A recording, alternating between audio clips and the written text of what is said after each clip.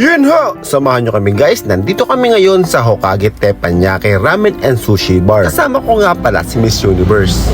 At ito nga pala ang kanilang menu. First time nga pala namin pareho sa Teppanyaki Buffet kaya excited kaming dalawa. Ang unang serve nila ay yung gyoza. Ayos aray, masarap talaga. At sa wakas nagpakilala na ang chef namin. Ay bago daw siya magluto, siya daw muna magmamagic at magsisirkos din eh. Tingnan mo pagkakagaling naman talaga. Oh, watcha! Hi, hiya, hu, hi, hiya, hi, ha, hi, ha, hiya, chukay,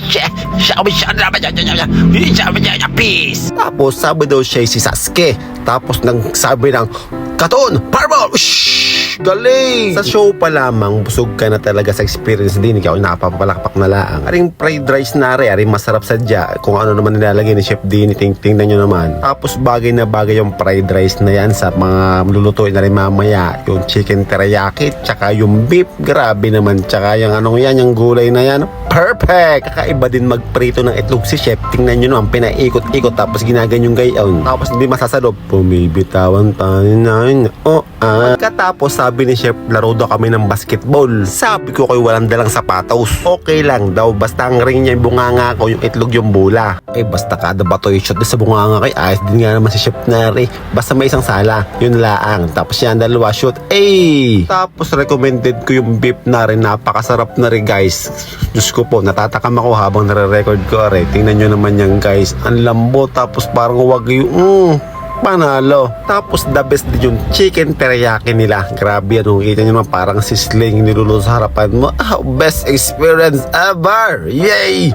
Sarap niyan guys. Nakadalawang order kami niya ni Miss Universe. Talaga namang napadami kami ng kain. Guys, unlimited to ha. Unlimited.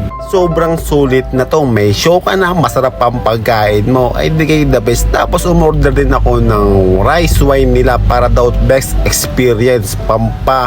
Hug-hug ng kinain. Pagkatapos nag-cheers kami ni Miss Universe diyan. Diyos ko po, tingnan nyo naman ang aming itsura. Nung nag-toast na kami at ininom namin ay napakatapang pala. Pero baka sa una lang ngayon sabi ko, ay baka sa second shot naman ay hindi na matapang. Tingnan nyo naman. Nung unang second shot, para sa inyo to guys, sobrang tapang talaga. Pero mas matapang ang asawa kaya hahalik muna. I love you. Ang sarap sa pakiramdam na may tao kang masasabi mong pahinga. Pero minsan napapagod din ang ating pahinga. Kaya payo ko sa inyo kapatid, relax muna saglit. Tapos laban na ulit. Salamat sa pagsama sa kwento. Mahalin laging asawa. Ay talagang magkakaigi tayo. Gay!